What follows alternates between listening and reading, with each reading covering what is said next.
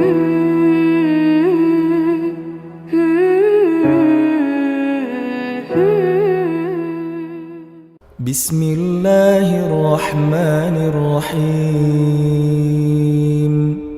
Gimana caranya biar kita selalu tenang menghadapi masalah? Biar tenang ketika kita tahu nilai kita kayaknya anjlok. Biar tenang pas kita tahu judul kita ditolak. Lamaran juga sama di hari yang sama lah gitu. Pagi judul ditolak, malam lamaran ditolak. Selama Allah nggak nolak kita kan masih aman nih. Karena apa yang di sisi Allah lebih baik. Gimana caranya kita biar nggak panikan ketika ada masalah? Walaupun sedih, itu fitrah manusia sedih.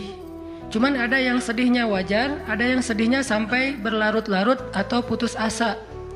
Bentuk keputusasaannya macam-macam. Ada yang putus asa dengan bunuh diri, loncat dari jembatan, ternyata nggak meninggal,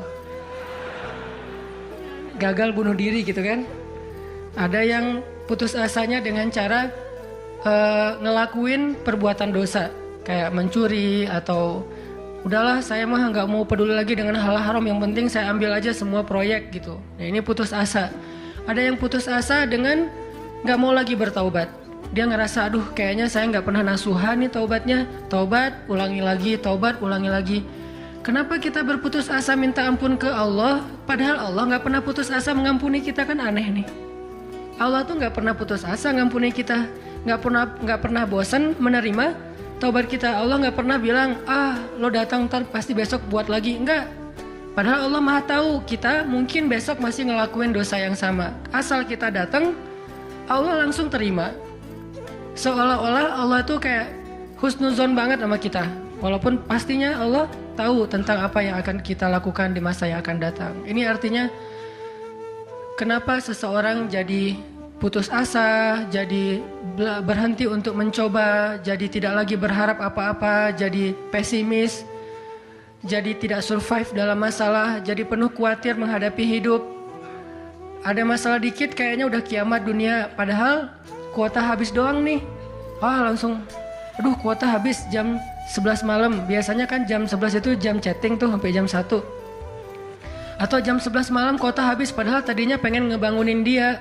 Iya dia gitu kan. Jam 2. Gampang, pakai aja kuota doa. Ya Allah bangunkanlah dia. Tiba-tiba dia tetap bangun. Dia bangunin kita akhirnya. Ini bisa aja terjadi. Yang jelas gimana sih cara biar kita keep happy, tetap bahagia walaupun gak bisa jalan-jalan jauh. Tadinya pengen jalan sama teman-teman, ternyata duitnya gak cukup. Kita lihat teman-teman kerjanya traveling aja. Ke Lombok, ke Batu Karas, kerjaannya keliling aja. Dan kita aduh pengen juga ngeliat pantai, misalnya ke gunung touring sama teman-teman, ternyata tapi saya nggak punya motor, saya nggak punya uang, saya nggak punya waktu dan seterusnya. Bisa nggak kita tetap bahagia seperti mereka walaupun nggak ngerasain pengalaman-pengalaman asik seperti yang mereka rasain? Gimana caranya biar ketika kita sujud itu sama nyamannya dengan ketika kita tidur di atas pangkuan istri? Belum ya? Gak tahu sih rasanya. Pokoknya tuh keren banget loh. Salah satu yang bikin saya kalau gak bisa tidur itu tipsnya adalah tidur di atas pangkuan istri. Langsung tidur. Cuman masalahnya susah bangun. Nah ini nih, gimana caranya kalau kita sujud rasanya senyaman itu? Gimana caranya? Bukankah kita selama ini mungkin, kita atau saya lah, pas sujud pengen cepat bangun. Gimana caranya sujud gak bangun-bangun? Pas kita sujud, aduh pengen lama gitu sujudnya teh. Terutama kalau sholat sendiri. Kalau sholat jamaah memang gak boleh. Kenapa? Karena hajat orang beda-beda. Nabi kalau sholat jamaah mah standar-standar aja. Tapi giliran sholat sendiri, itu sampai orang kewalahan ngikutin Nabi. Dan itu bukan cuma Nabi, sahabat juga kayak gitu. Siti Aisyah, istri Nabi itu. Siti Aisyah itu pernah sholat duha kurang lebih 4 jam, itu cuma baca 1 ayat doang loh. Famannallahu alaina wa waqana adzabas samum. Dia baca sendiri, agak keras karena dia di dalam rumah sendiri. Lewat seorang sahabat lewatin rumah Aisyah mau ke pasar. mendengar, oh Aisyah lagi sholat. Famannallahu alaina wa waqana adzabas samum. Nangis. Akhirnya sahabat ini pergi ke pasar. Dia belanja segala macam, balik lewat lagi rumah Aisyah. Setelah kurang lebih 2 jam. Pas dia lewat lagi rumah Aisyah, dia masih mendengar Aisyah membaca kalimat Famannallahu alaina wa waqana adzabas samum. Nangis lagi. Jadi 1 rakaat dengan 1 ayat itu bisa 2 jam, 3 jam yang dilakukan oleh para sahabat. Kenapa kok betah banget? Sama kayak kita betah banget nonton film, betah banget dengerin musik kesukaan kita, diulang-ulang lagu yang sama kan ya? Mungkin 1 lagu itu durasinya sebutlah 2,5 menit, 2,5 menit. Tapi diulang-ulang bisa sampai setengah jam mendengar lagu yang sama. Bukan 1 album, 1 lagu. Kenapa kita betah? Nah gimana caranya? Kita juga dapat kebetahan kayak gitu ketika dengerin bacaan Al-Quran. Ketika kita membaca Al-Quran sendiri. Ketika kita sholat. Sampai ada istri Nabi sholat sambil ngikat badannya di dinding. Jadi dia bikin tali ke dinding gitu. Terus dia ikat badannya. Sehingga kalau dia udah gak kuat lagi, dia bersandar dengan ikatan tali di badannya. Saking lamanya berdiri sholat. Coba bayangin, berarti kan semalaman tuh. Kalau udah gak kuat, dia berdiri itu sambil badannya keikat di tali. Dan Nabi melihat itu menangis karena melihat kesungguh-sungguhan para sahabat dan sahabiat dalam beribadah kepada Allah. Dan itu bukan paksaan siapapun. Nabi gak pernah maksa kayak gitu. Mereka sendiri berinisiatif. Jadi tutorialnya dibikin sendiri gitu. Saya sholat kalau malam-malam kayak gini jadi agak gak kuat, atau saya lagi sakit nih, lagi lemes nih, lagi kurang makan, ya udah deh agar tetap bisa berdiri, dia ikat tali, dia ikat ke badannya, terus berdirinya kayak orang-orang setengah sadar gitu. Nah ini menunjukkan ada kenikmatan yang luar biasa yang mereka dapetin ketika mereka dekat dengan Allah Subhanahu Wa Taala. Gimana sih caranya biar kita bisa kayak gitu? Gimana caranya kita entertain kita itu adalah zikrullah. Boleh-boleh aja kita entertainnya nonton film, dengerin musik-musik yang positif. Entertain kita mungkin chatting, entertain kita mungkin update status, entertain kita mungkin kepoin mantan misalnya. Boleh-boleh aja selama masih wajar. Tapi bisa nggak entertain kita yang lain itu zikrullah? Dengan mengingat Allah kita jadi terhibur gitu. Dan itu entertain luar biasa pahalanya. Gimana caranya? Ini yang kita pengen belajar malam ini, sehingga kita bisa tetap happy walaupun dalam keadaan tadi akhir bulan, dalam keadaan habis diputusin, dalam keadaan ditolak, dalam keadaan bingung, galau, segala macam termasuk habis pulsa. Tetap bisa happy. Pas telepon, pulsa Anda tidak mencukupi. Masya Allah, gitu. Senyum gitu ya. Bukan, mana nih apa panik, biasa aja. Nah ini kita perlu belajar. Saya juga merasa butuh mempelajari lagi gimana caranya biar bisa ngerasain itu. Dan nasihatnya bukan dari saya. Karena saya juga masih belajar, belum istiqomah amat nih. Tapi nasihatnya dari para ulama yang diambil dari ayat Al-Quran dan hadis-hadis Rasulullah SAW. Nah sebelumnya coba kita perhatiin dulu kisah tentang ketenangan dengan mengingat Allah tuh kayak gimana. Salah satunya ada di surat At-Taubah yang terkenal. A'udzu billahi minasy syaithanir rajim. Illa tansuruhu faqad nasarahu Allah. إذ أخرجه الذين كفروا ثاني اثنين إذ هما في الغار إذ يقول لصاحبه لا تحزن إن الله معنا فأنزل الله سكينته عليه وأيده بجنود لم تروها وجعل كلمة الذين كفروا السفلى وكلمة الله هي العليا والله عزيز حكيم. Kalau kalian tidak menolongnya, maka sungguh Allah akan menolongnya.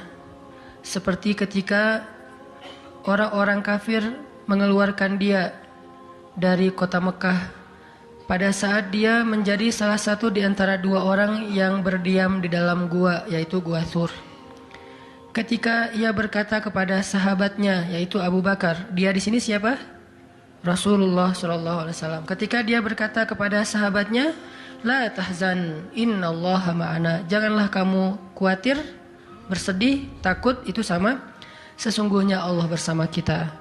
Maka Allah Subhanahu wa taala menurunkan rasa ketenangan kepadanya dan menolongnya dengan tentara yang kalian tidak bisa melihat. Sehingga Allah menjadikan kalimat orang-orang kafir itu menjadi dikalahkan atau rendah. Dan kalimat Allah adalah kalimat yang tinggi. Dan Allah maha perkasa lagi maha bijaksana. Ini kan kata-kata yang paling populer ya. La tahzan, innallaha ma'ana. Tips pertama kalau kita pengen bisa lebih tetap tenang, happy ketika kita dalam tekanan adalah kita tuh memang harus punya sahabat yang selalu mengingatkan kita kepada Allah Subhanahu wa taala. Sahabat yang mengingatkan kita kepada Allah. Ini yang terjadi kepada Abu Bakar As-Siddiq. Sekelas Abu Bakar yang imannya sampai ke derajat Siddiq, bukan cuma mukmin loh, Siddiqun. Kan ada mukmin, ada muttaqin, ada siddiqin. Ini udah derajatnya Siddiq. Arti Siddiq itu udah nggak ada lagi keraguan di hatinya. Udah nggak ada lagi masalah sedikit pun. Ketika orang-orang ragu, Abu Bakar tetap yakin. Salah satu kasusnya pas Nabi pulang Isra Mi'raj.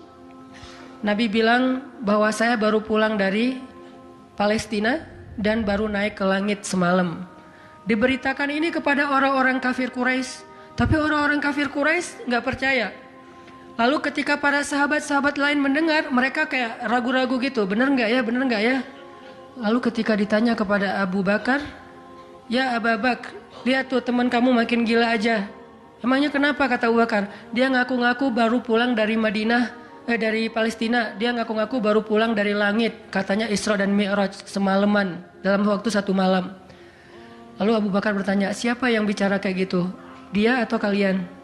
Kata mereka, Muhammad yang ngomong kayak gitu langsung kepada kami. Kata Abu Bakar, kalau Muhammad yang ngomong kayak gitu, maka benar. Dia nggak mau tanya gimana caranya, berapa lama waktunya, kapan, siapa yang membawa dia. Nggak nanya apapun. Kalau Muhammad yang ngomong, maka itu benar. Ini artinya siddiq, nggak banyak tanya, percaya banget. Kalau ayatnya kayak gitu, udah cukup. Kalau hadisnya kayak gitu, udah cukup. Kalau kata ulama kayak gitu, saya ikut. Nggak ada kenapa kayak gini dan seterusnya, nggak. Ini menunjukkan Abu Bakar itu orang yang sangat luar biasa imannya. Tapi dia tetap manusia. Gimana pun imannya udah kuat, mantap, siddiq, ketika ada masalah, sifat dasar manusia itu keluar lagi, yaitu khauf, rasa khawatir, takut. Dan yang luar biasa, khawatir dan takutnya Abu Bakar itu bukan untuk keselamatan diri beliau. Abu Bakar itu khawatir terhadap keselamatan Rasulullah SAW. Jadi bukan keselamatan Abu Bakar. Kalau kita mungkin khawatir terhadap keselamatan diri sendiri nih. Kalau Abu Bakar derajatnya khawatir terhadap gimana ya Rasul, kalau mereka ngelihat ke bawah, ke kakinya, pasti kita akan ketahuan. Karena mereka sembunyi di sebuah lubang, nggak gua sih, kecil, lubang di bukit Jabal Thur. Dan orang-orang kafir Quraisy sudah datang ke lubang itu, berdiri tepat di pintu gua. Kalau mereka ngelihat ke bawah, udah ketahuan tuh, kelihatan Rasulullah sama Abu Bakar.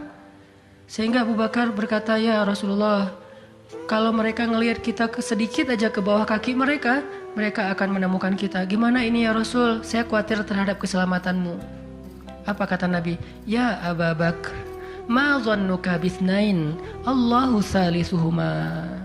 Wahai Abu Bakar, kenapa kamu pikir kita cuma berdua? Allah yang ketiga di antara kita. Baru la tahzan, innallaha ma'ana. Jangan khawatir, Allah bersama kita. Kata-kata ini kalau diucapkan oleh orang solih pada waktu yang tepat ketika kita ngalamin satu masalah besar, itu akan luar biasa memberikan efek ketenangan buat kita. Tapi waktu yang tepat. Kalau normal-normal aja kayaknya agak kurang ngaruh nih. Makanya kata-kata kayak gini itu timingnya tuh harus pas. Dan yang mengatakan orang yang memang punya aura kesolehan yang luar biasa. Sekelas Rasulullah kurang apa? Itulah sebabnya kenapa kita harus punya banyak, atau setidaknya kita punya seorang sahabat seorang teman yang solih, yang sering mengingatkan kita. Minimal istri. Kenapa? Karena kalau kita galau dalam urusan kerjaan, nanti pas kita pulang ke rumah, yang akan bilang la tahzan innallaha ma'ana adalah pasangan kita. Dengan nada yang lembut, dengan senyum yang khas, dengan dekapan yang mungkin penuh kasih sayang, itu benar-benar bisa bikin kita tenang. Gak tahu tenang karena kata-katanya atau dekapannya nih, saya juga bingung. Dua-duanya kali ya. Dia bilang la tahzan ya azizi. Panggilan buat suami bahasa Arabnya yang lembut tuh azizi. Bukan al-aziz ya. Al-aziz mah nama orang. La tahzan ya azizi atau ya habibi atau ya albi. Albi itu artinya jantungku. Jangan dipakai deh, biar saya aja yang pakai itu. La tahzan. Jadi misalnya kayak suami galau tentang kerjaan. Mah, papa lagi galau nih. Kenapa, Pak? Di kantor itu kemarin kita ada tawaran proyek, cuman proyeknya kayaknya cara untuk ngedapetin proyek itu cara-caranya tuh agak-agak kurang baik gitu, ada suap segala macam. Tapi itu proyeknya untung besar loh mah. Nah kalau kita nggak suap, kita nggak akan dapat proyek itu. Ini gimana nih mah? Diambil nggak? Kan galau nih, udah istikharah belum mantap nih hatinya. Istrinya yang bilang, papa, Allah yang kasih kita rezeki. Kalau papa ninggalin sesuatu karena Allah, Allah akan ganti dengan yang lebih baik. Pasti dari booster ya mah. Nyontek gitu ya.